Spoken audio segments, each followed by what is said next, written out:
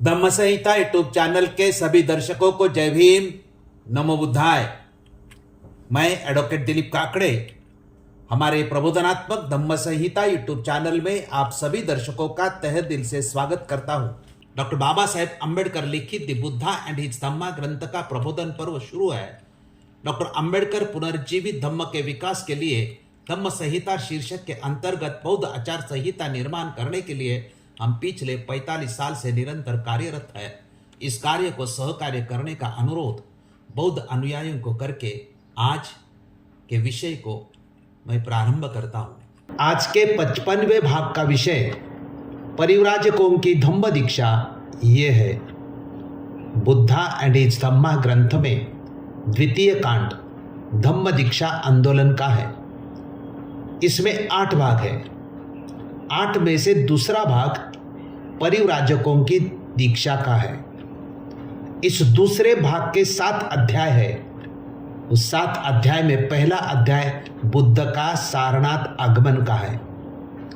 यहाँ बुद्ध ने 5 परिव्राजकों को जो पहला प्रवचन दूसरे अध्याय में दिया था, उसमें बुद्ध ने मध्यम मार्ग का सिद्धांत समझाया है।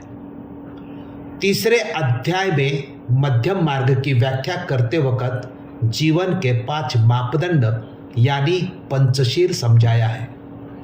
चौथे अध्याय में अष्टांगिक मार्ग समझाया। 5वें अध्याय में शील मार्ग समझाया। 6ठे अध्याय में बुद्ध के परिव्राजकों से प्रश्नोत्तर दिए हैं। और इस भाग यानी 7वां और आखिरी अध्याय परिव्राजकों की धम्म दीक्षा ये है। इस वीडियो में बुद्ध के प्रवचन सुनकर 5 परिव्राजक प्रभावित हुए और उन्होंने बुद्ध के धम्म की दीक्षा ली। डॉक्टर बाबा साहब अम्बेडकर जी ने इसकी जानकारी 9 अंकों में दी है। ये जानकारी और उसका विश्लेषण इस वीडियो में प्रस्तुत किया है। स्पष्टीकरण का पहला बिंदु धर्म का वास्तविक आधार यह है। सारनाथ में बुद्ध ने 5 परिव्राजकों को धम्म का सिद्धांत, मध्यम मार्ग की व्याख्या, पंचशील, अष्टांगिक मार्ग, शील मार्ग और आखिर में परिव्राजकों से बुद्ध ने प्रश्नोत्तर किए थे। ये सभी प्रवचन सुनकर 5 परिव्राजक बहुत ही प्रभावित हुए थे। इसके पहले किसी भी धर्म संस्थापकों ने ऐसा कभी भी नहीं कहा है। यह उन सभी की प्रतिक्रिया हुई थी। दुख मुक्ति का सिद्धांत ही धम्म का वास्तविक आधार हो सकता है, यह संसार में किसी ने कभी कहा ही नहीं था। डॉक्टर बाबा साहेब अम्बेडकर जी ने बुद्ध और उनका धम्म ग्रंथ में 5 परिव्राजकों की इस प्रतिक्रिया के बारे में लिखा है कि बाबा साहेब लिखते, उन 5 परिव्राजकों ने यह तुरंत देख लिया कि यह वास्तव में एक नया धम्म है। जीवन की समस्या के प्रति इस नए दृष्टिकोण से वे इतने अधिक प्रभावित हुए कि सभी एक साथ कहने लगे कि संसार के इतिहास में इससे पहले किसी भी धर्म संस्थापक ने कभी यह शिक्षा नहीं दी कि दुनिया के दुख की स्वीकृति ही धर्म का वास्तविक आधार है। स्पष्टीकरण का दूसरा बिंदु धर्म का उद्देश्य है। परिव्राजकों का कहना था कि संसार में धर्म का उद्देश्य दुख दूर करना किसी भी धर्म संस्थापकों ने नहीं कहा था, और मुक्ति का मार्ग आत्मा और ईश्वर संकल्पना के विरोधी हो, ऐसा किसी भी धर्म संस्थापकों ने इसके पहले नहीं कहा था। डॉक्टर बाबा साहेब अम्बेडकर जी ने बुद्ध और उनका धम्म ग्रंथ में इसके बारे में लिखा है कि संसार के इतिहास में इससे पहले कभी भी धर्म के संस्थापक ने यह शिक्षा नहीं दी कि दुनिया के इस दुख को दूर करना ही धर्म का वास्तविक उद्देश्य है। संसार के इतिहास में इससे पहले किसी ने भी कभी मुक्ति का ऐसा मार्ग नहीं सुझाया था जो इतना सरल हो, जो मिथ्या विश्वास और अपौरुषीय शक्तियों की मध्यस्थता से इतना मुक्त हो, जो इतना स्वतंत्र ही नहीं बल्कि जो किसी आत्मा या परमात्मा के विश्वास का इतना विरोधी हो और जो मरणांतर किसी जीवन में विश्वास रखना या न रखना भी अनिवार्य न मानता हो। स्पष्टीकरण का तीसरा बिंदु अनुशासनात्मक धम्म से सुख प्राप्ति ये है। इसका मतलब है कि संसार में हर चीज के अपने नियम यानी अनुशासन है।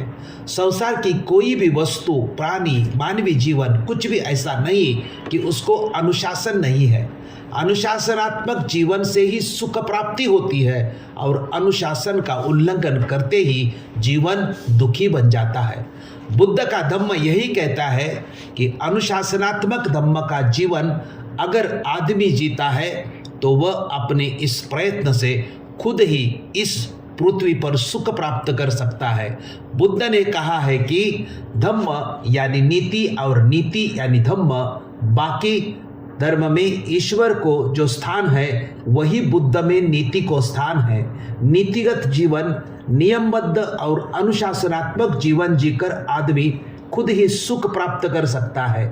डॉक्टर बाबा साहेब अम्बेडकर बुद्ध और उनका धम्म इस ग्रंथ में इसका स्पष्टीकरण ऐसा करते हैं कि 5 परिव्राजक कहते हैं कि संसार के इतिहास में इससे पहले किसी ने भी कभी ऐसे धर्म की स्थापना नहीं की जिसका इल्हाम या ईश्वर वचन से किसी भी तरह का कुछ भी संबंध न हो और जिसके अनुशासन आदमी की सामाजिक आवश्यकताओं के अध्ययन के परिणाम ही और जो किसी ईश्वर की आज्ञाएं न हो।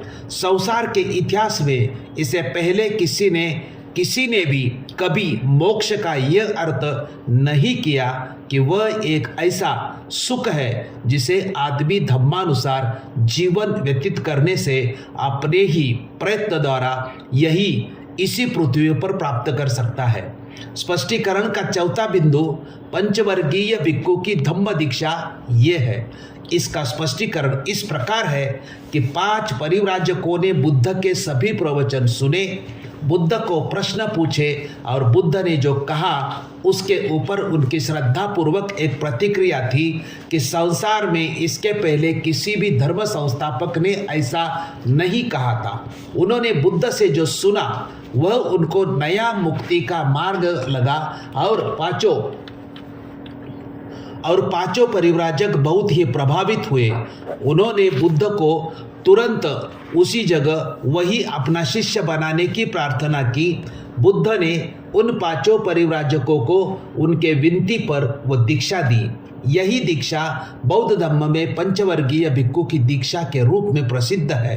डॉक्टर बाबा साहेब अम्बेडकर जी ने बुद्ध और उनका धम्म ग्रंथ में इस बारे में लिखा है कि उन 5 परिव्राजकों ने जब भगवान बुद्ध से उनके द्वारा ऊपर निर्दिष्ट दया सधम्म सुना तो इसी प्रकार अपनी भावनाओं की अभिव्यक्ति की। उन्हें लगा कि बुद्ध के रूप में उन्हें एक ऐसे जीवन सुधारक मिल गए हैं जिनका रोम रोम धम्म की भावना से ओतप्रोत है और जो अपने युग के बौद्धिक ज्ञान से सुपरिचित है, जिनमें ऐसी मौलिकता है और साहस है कि वे विरोधी विचारों की जानकारी रखने के बावजूद मुक्ति के ऐसे मार्ग का प्रतिपादन कर सके जिस मुक्ति को इसी जीवन में अंतर साधना और अंतर संयम द्वारा प्राप्त किया जा सकता है। बुद्ध के लिए उनके मन में ऐसी असीम श्रद्धा उत्पन्न हुई कि उन्होंने उनके प्रति तुरंत स्वयं समर्पण कर दिया और प्रार्थना की कि बुद्ध उन्हें अपना शिष्य बना ले। बुद्ध ने उन्हें यही भिक्खवे मतलब भिक्षुओं आओ कहकर भिक्षु संघ में दीक्षित कर लिया। वे पंचवर्गीय भिक्षु नाम से प्रसिद्ध हुए। सारांश, परिव्राजक की धम्म दीक्षा। इस भाग में 5 परिव्राजकों को बुद्ध ने जो पहला प्रवचन दिया था उसमें पहला विषय मध्यम मार्ग था, दूसरा विषय मध्यम मार्ग की संक्षिप्त व्याख्या पंचशील था, तीसरा विषय अष्टांगिक मार्ग था, अष्टांगिक मार्ग के बाद चौथा विषय शील मार्ग था। उसके बाद बुद्ध ने 5वें प्रवचन में 5 परिव्राजकों के साथ प्रश्नोत्तर किए थे। परिव्राजकों ने सभी प्रवचन सुने, कुछ सवाल पूछे, बुद्ध ने उनके जवाब दिए। बुद्ध के इस प्रवचन से उनकी तुरंत एक ही प्रतिक्रिया होती है कि संसार में इसके पहले किसी भी धर्म संस्थापक ने ऐसा कभी भी नहीं कहा था। आदमी नीति का आचरण करके अपने प्रयत्न से इस पृथ्वी पर खुद ही सुख प्राप्त कर सकता है।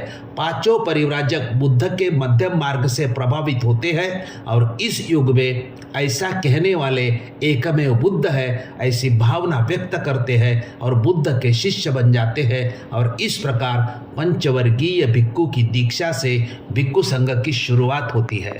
परिव्राजकों की धम्म दीक्षा, इस भाग की जानकारी और स्पष्टीकरण सुना और देखा, उसके लिए सभी दर्शकों का आभार व्यक्त करता हूँ। धन्यवाद।